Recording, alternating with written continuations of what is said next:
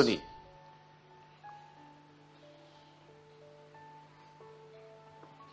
आपसे एक सवाल है।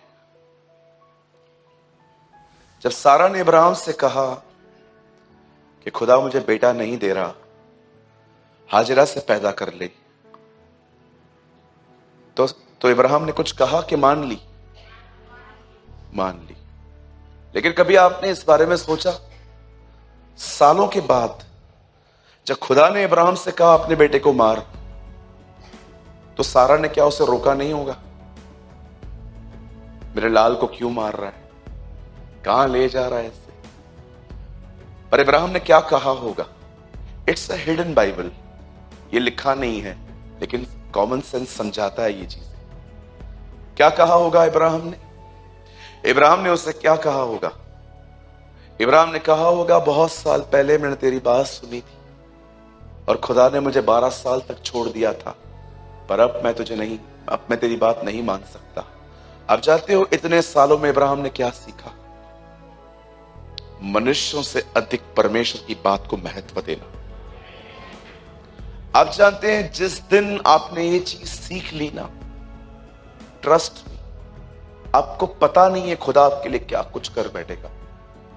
आज प्रॉब्लम ये है, we are so occupied with ourselves, हम खुद से बहुत जुड़े हुए।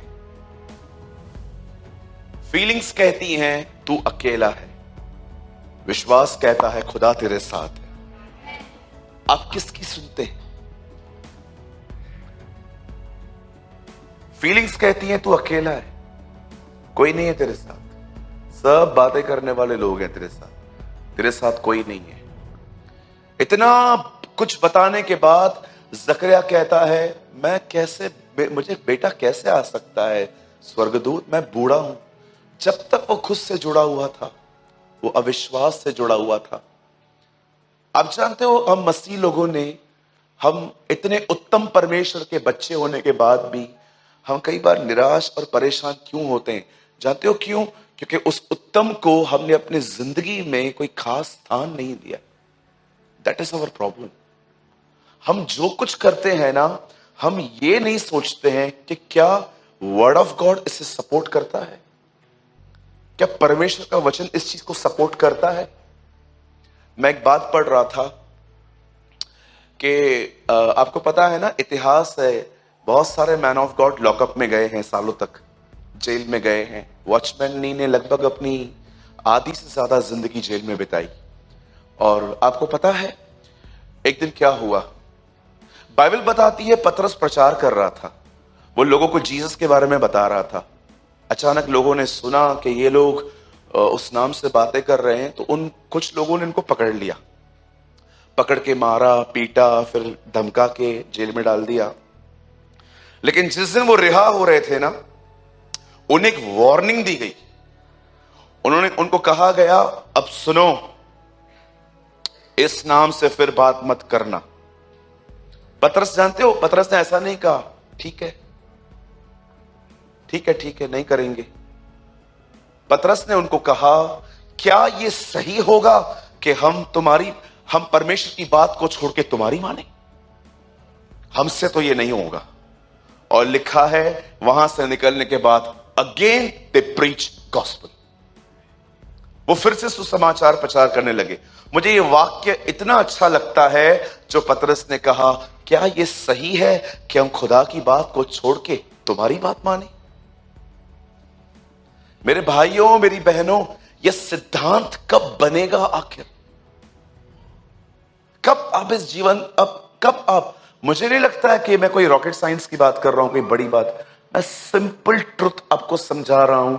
आप में से बहुत सारे जो लोग हैं, मुझे बताइए, यू आर ईटिंग टोबैको, समझो आप तंबाकू खाते। आपको पता है आप क्या कर रहे हैं? आप परमेश्वर के मंदिर को नाश कर रहे हैं। अगर आप बहन हैं, और मैं आपसे कहना चाहता हूं, अगर आप बुराई करती हैं, आपको पता है आप क्या कर रहे हैं? मैंने एक दिन खुदा से पूछा, तुझे पाप से इतनी प्रॉब्लम क्यों है प्रभु? बोलता है, क्योंकि पाप तुझे मुझसे अलग करता है और मुझसे बर्दाश्त नहीं होता।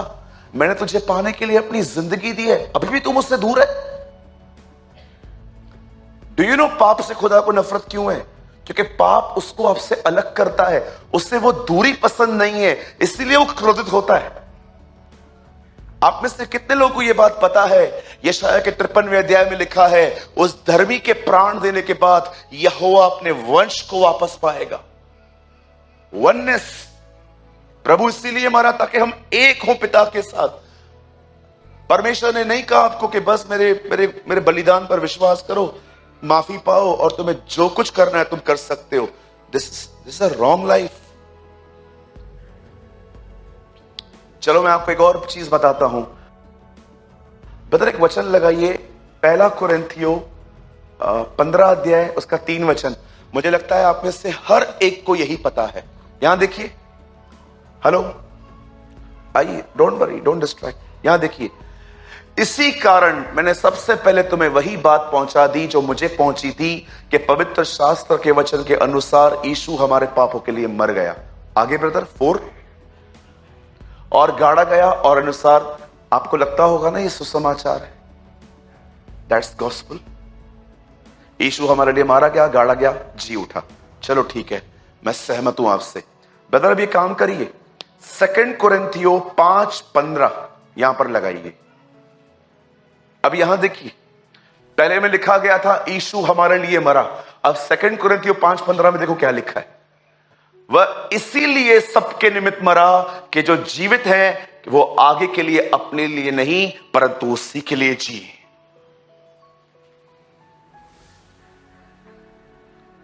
परंतु उसके लिए जो उनके लिए मरा। 5:15 में लिखा है वो इसलिए मरा ताकि हम उसके लिए जिए। यीशु क्यों मरा आपके लिए? कुछ लोग कहते हैं मुझे मर जाने दो। किसने रोका है? मैं सुसाइड करूंगा, आपकी मर्जी। एक भाई ने मुझे कॉल किया, ब्रदर आप कहां पर हो? मैंने कहा मैं ऑफिस में हूं। बेटा क्या हुआ? ब्रदर मैं सुसाइड करने जा रहा हूं। मैंने बोला कहां खड़ा है? बोला ये स्टेशन पे खड़ा हूं। मैंने कहा 5 मिनट बैठ जाओ, अभी 5 मिनट में टाइम है ट्रेन में, 10:35 की नहीं है, 10:40 की ट्रेन है, 5 मिनट बैठ जा। जानते हो कौन मरते हैं? बोलो बाजू वाले को, बुज़दिल। हाँ, डरपोक मरता है, बहादुर जीते हैं। मैं यीशु के लिए मरूंगा। भैया काम कर, वो मर चुका है, तू काम कर उसका। अभी मुझे यीशु के लिए मरना है। कुछ बहनें ना बड़ी इमोशनल हो जाती हैं, मुझे यीशु के लिए मरना है। क्यों? जीते जी किससे जलती नहीं तुम्हारी, इसीलिए। बोलो अपने बाजू वाले को, आपको मरने की जरूरत नहीं है, प्रभु मर चुके हैं, अब आप उसके लिए जियो। मुझे मरना है,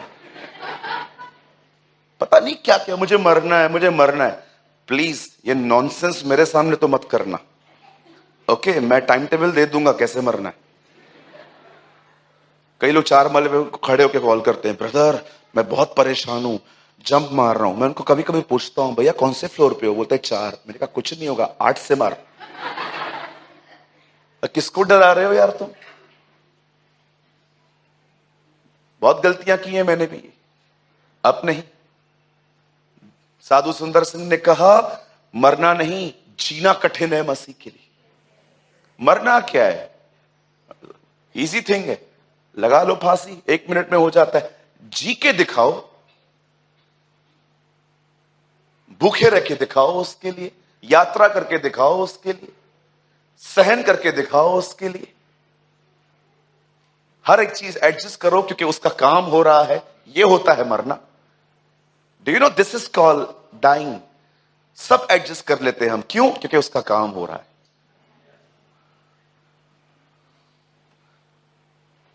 कहिए अपने पास वाले से, मरना नहीं है जीना है उसके लिए।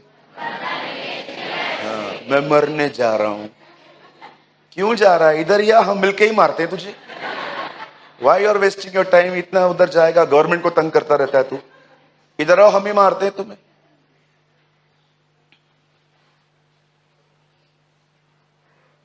मरना नहीं है, खुदा के लिए जीना है। और ये जो बोलते रहते हैं ना मरूंगा मरूंगा, आप बिल्कुल चिंता मत करो इन कॉल्स की, कुछ नहीं होता है। कहिए अपने पास वाले से, जो गरजते हैं वे कभी बरसते नहीं। ये मालूम है क्या है? मैं आपको बताता हूं। ये गंदी आत्मा एक्चुअली एक, ये है जस्ट लोगों का फोकस चेंज करना, अपने पे लाना, ताकि मुझे सिंपैथी मिले, ताकि लोग आके मुझे चौथे माले पे आके कहें क्या हुआ, मैं बहुत तंग हूं। हम तुझसे तंग हैं। मैं बहुत तंग हूं, मैं मरना चाहता हूं। और आप देखो, आप जैसे उसको बोलोगे ना, नहीं नहीं मर, ठीक है मैं नहीं मरता हूं, वो जस्ट आपका वेट कर रहा था कि थोड़ी सिंपैथी मिले। आपने कभी कभी बच्चे को देखा है वो रोता है और आप उसको निहारो, फटता है। साहिल जब छोटा था ना, तो उसको कर्टन्स नीचे गिराने की बड़ी आदत थी। मतलब वो सीधा कहां जाता था, लोगों के घर पे कर्टन्स से खींचता था। तो कई बार मुझे मेरी बड़ी बहन मुझे बोलती थी इसको मना कर, मैं उसको बोलता था मत देख उसको, उसको देख ही मत। और हम लोग ऐसी बात करते थे, फिर हम उसको टेढ़ी आंखों से देखते थे, कुछ नहीं करता था, फिर चला आता था, बोलता था कि क्या यार, वैल्यू ही नहीं है यार। देखता ही नहीं है कोई मुझे। ये चाइल्डिश बिहेवियर से बाहर आइए। ओके, कभी कभी आपने देखा है कुछ कुछ सिस्टर्स ऐसे 5 मिनट में 5 बार बाल खोलती हैं।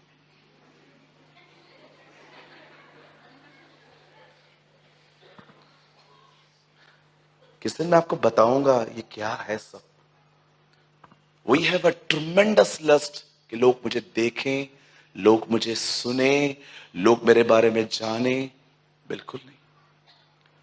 गेट रिड, बाहर आओ उनसे। आपके अंदर एक ही चीज होनी चाहिए कि मेरा खुदा मुझे देखे, वो मुझे सुने, वो मुझे समझे। आमीन। तो कितने लोग हैं आज यहां पर हर चीज से अधिक उसके वचन को महत्व देने के लिए तैयार हैं? आमीन।